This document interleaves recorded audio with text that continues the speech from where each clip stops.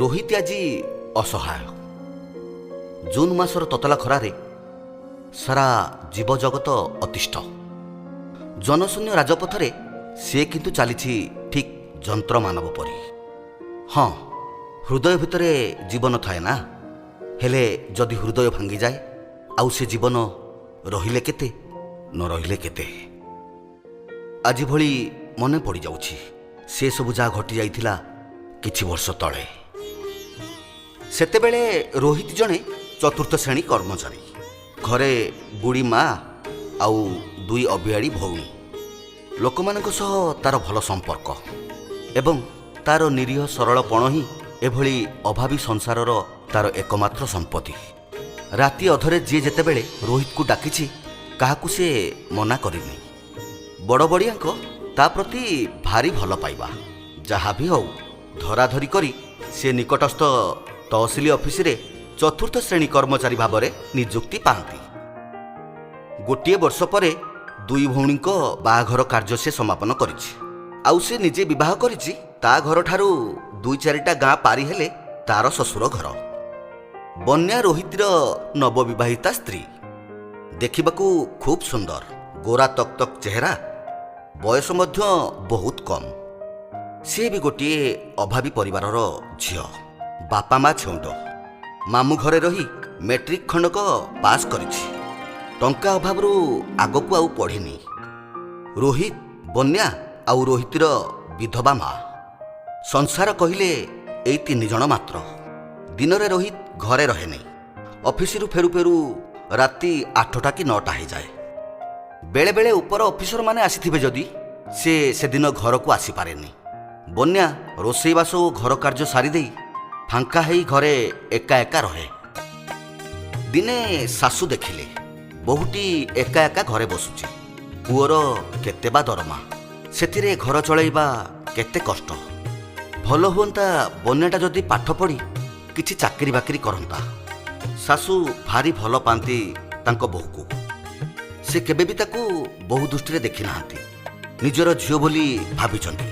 ତେଣୁ ସେ ଆଜି ମନସ୍ଥ କରିଛନ୍ତି ପୁଅ ଅଫିସରୁ ଆସିଲେ ବୋହୂର କେମିତି ପାଠପଢ଼ା ଆରମ୍ଭ ହେବ ସେ ବିଷୟରେ ଆଲୋଚନା କରିବେ। ରୋହିତ ଘରକୁ ଆସିବା ପରେ ମା ମୁହଁରୁ ବୋହୂର ପାଠପଢ଼ା କଥା ଶୁଣି ଖୁବ୍ ଖୁସି ହେଲା। କାରଣ ସବୁ ଘର ପରି ରୋହିତର ମା ତା ସ୍ତ୍ରୀ ବନ୍ୟାକୁ ବୋହୂ ନୁହଁ ବରଂ ନିଜ ଝିଅ ଭାବରେ ଦେଖୁଛନ୍ତି। ବନ୍ୟା ପାଠପଢ଼ା ଆରମ୍ଭ କଲା। ଦିନ ମାସ ସମୟ ଧୀରେ ଧୀରେ ଗଢ଼ି ଚାଲିଲା ଶଗଡ଼ର ଚକ ପରି। ବନ୍ୟାର ଇଚ୍ଛା ଥିଲା ସେ ପାଠ ପଢ଼ି ବଡ଼ ଅଫିସର ହେବ। ସେ ଉଡ଼ି ବୁଲୁଥିଲା ସ୍ୱପ୍ନ ରାଇଜରେ। ତାର ଡେଣା ଲାଗି ସାରିଥିଲା। ବନ୍ୟା BA ପାସ୍ କରିଛି ରାଜନୀତି ସମ୍ମାନରେ ପ୍ରଥମ ଶ୍ରେଣୀରେ। ରୋହିତକୁ ସେଦିନ ରାତିରେ ବନ୍ୟା କହିଲା ସେ IAS ହେବାକୁ ଚାହୁଁଛି। ସର୍ବଭାରତୀୟ ସ୍ତରରେ ହେଉଥିବା ପ୍ରଶାସନିକ ପରୀକ୍ଷା ସେ ଦେବାକୁ ଚାହୁଁଛି। ରୋହିତ ବୁଝିଗଲା ବନ୍ୟା ଯେ ତାରି ଅସହାୟତାରେ ଏତେ ବଡ଼ ସ୍ୱପ୍ନ ଦେଖିପାରିଛି। କିନ୍ତୁ ସେ ଟିକେ ନୀରବିଗଲା। ସେ କିଛି କହିପାରିଲାନି। କାରଣ ଏସବୁ ପାଇଁ କ'ଣ କ'ଣ ସବୁ ପଢ଼ିବାକୁ ହୁଏ, କେମିତି କ'ଣ ପ୍ରସ୍ତୁତି କରିବାକୁ ପଡ଼େ, ଏସବୁ ବିଷୟରେ ସେ କିଛି ଜାଣିନି। କେବଳ ଏତିକି ଜାଣିଛି ଏହା ଖର୍ଚ୍ଚ ବହୁଳ। ତା ପାଖରେ ଏସବୁର ସାମର୍ଥ୍ୟ ନାହିଁ। 2 ଦିନ ପରେ ଘରେ ଖାଇବାକୁ ବସିବା ବେଳେ ତାର ମା ଆସି ତାକୁ କହିଲେ ବନ୍ୟାକୁ ସେଇ ପରୀକ୍ଷାଟି ଦେବା କଥା ବିଷୟରେ। ସେ ଚାହୁଁଥିଲେ ବୋଉଟି ଉଚ୍ଚ ଶିକ୍ଷିତା ଆଉ ଚାକିରି ବାକିରି କଲେ ତାଙ୍କର ଦୁଃଖ ଯାଆନ୍ତା। କିଛି ସମୟ ପରେ ବୁଢ଼ୀ ମା ତାଙ୍କୁ ତାଙ୍କ ଶାଶୁ ଦେଇଥିବା କିଛି ସନ୍ତକରୂପୀ ପୁରୁଣା ସୁନା ଚୁଡ଼ି, ଯାହା ଏବେ ଅନେକ ବର୍ଷ ଧରି ଗୋଟିଏ ଭଙ୍ଗା ବାକ୍ସରେ ନାଲିକନା ଗୋଡ଼ା ହୋଇଥିଲା, ଆଉ କହିଲେ ଏକୁ ବିକିଦେଲେ ଢେର ଗୁଡ଼ା ଟଙ୍କା ହେବ, ଯାହାଦ୍ୱାରା ବନ୍ୟାର ପାଠପଢ଼ାରେ କିଛି ସାହାଯ୍ୟ କରିବ। ରୋହିତ ମନରେ ସାହସ ବଢ଼ିଗଲା। ସେ ଏହା ସହିତ ଅଫିସର ବଡ଼ବାବୁମାନଙ୍କ ଠାରୁ ମଧ୍ୟ କିଛି ଟଙ୍କା ଉଧାର ଆଣିଲା। ସ୍ତ୍ରୀ ବନ୍ୟାକୁ ସିଭିଲ ସର୍ଭିସ ପ୍ରସ୍ତୁତ ପାଇଁ ଦିଲ୍ଲୀ ପଠାଇଲା।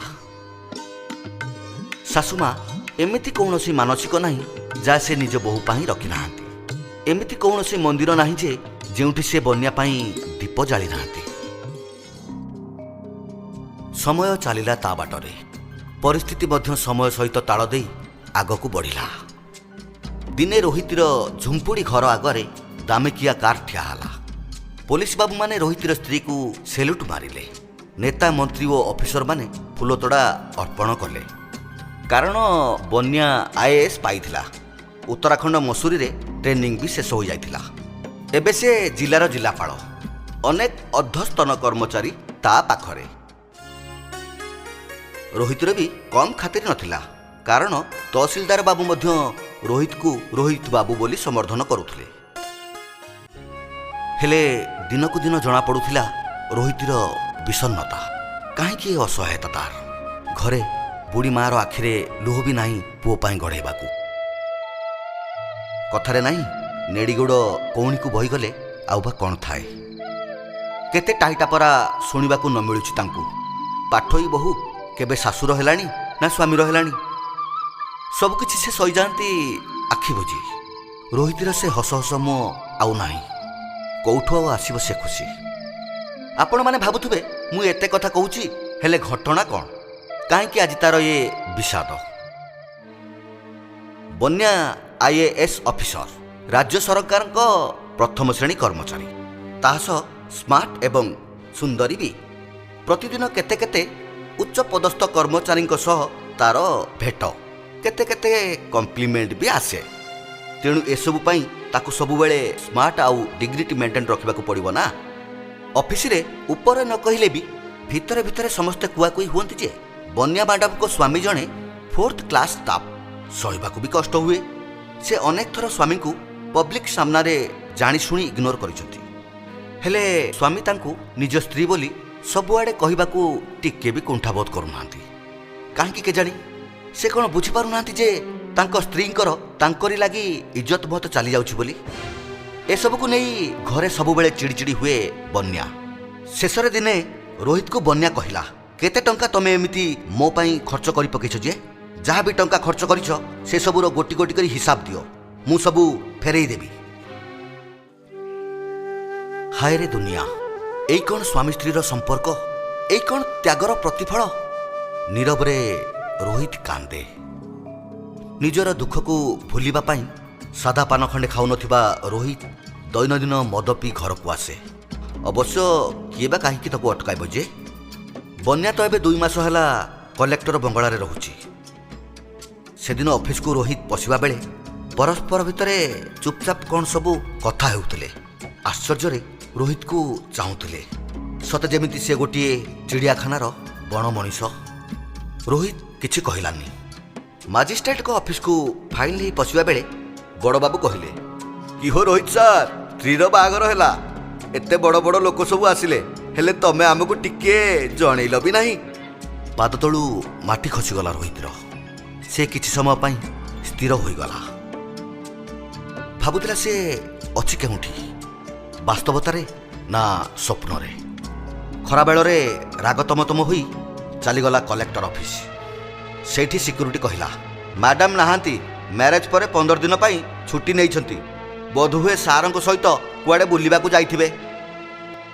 ସେ ଏବେ ବି ବିଶ୍ୱାସ କରିପାରୁନାହିଁ ଯେ ଏସବୁ କ'ଣ ଘଟିଯାଉଛି।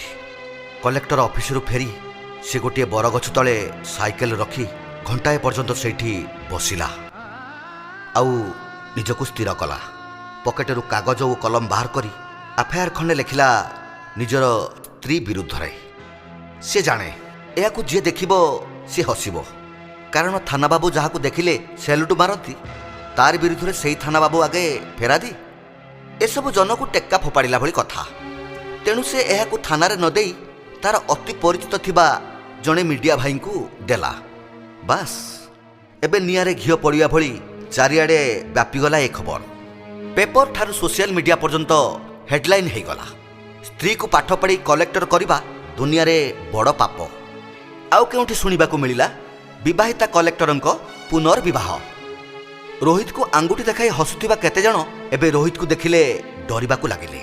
କାରଣ ରୋହିତ ଏବେ ସୋସିଆଲ ମିଡ଼ିଆ ସେନ୍ସେସନ୍। ଏ ଘଟଣା ଧୀରେ ଧୀରେ ରାଜ୍ୟ ସରକାରଙ୍କ କାନରେ ପଡ଼ିଲା। ତଦନ୍ତ ଆରମ୍ଭ ହେଲା। ଉଚ୍ଚସ୍ତରୀୟ ତଦନ୍ତ। ଗୋଟେ ପଟେ ବନ୍ୟା ଓ ତାର କଲେକ୍ଟର ସ୍ୱାମୀ, ଆଉ ଗୋଟେ ପଟେ ରୋହିତ। ଶେଷରେ ସରକାର ସବୁ ସତ୍ୟାସତ ଜାଣିବା ପରେ ଉଭୟ ନବବିବାହିତ ଦମ୍ପତିକୁ ସସ୍ପେଣ୍ଡ କରିବାକୁ ଆଦେଶ ଦେଲେ। ହେଲେ ରୋହିତ ତାର ତ୍ୟାଗର କ'ଣ କିଛି ମୂଲ୍ୟ ନଥିଲା? ଆଜିଠାରୁ କେହି ବି ସ୍ୱାମୀ ନିଜ ସ୍ତ୍ରୀକୁ ଆଉ ପାଠ ପଢ଼େଇବେ କି? ବିଚାର ଆପଣଙ୍କର।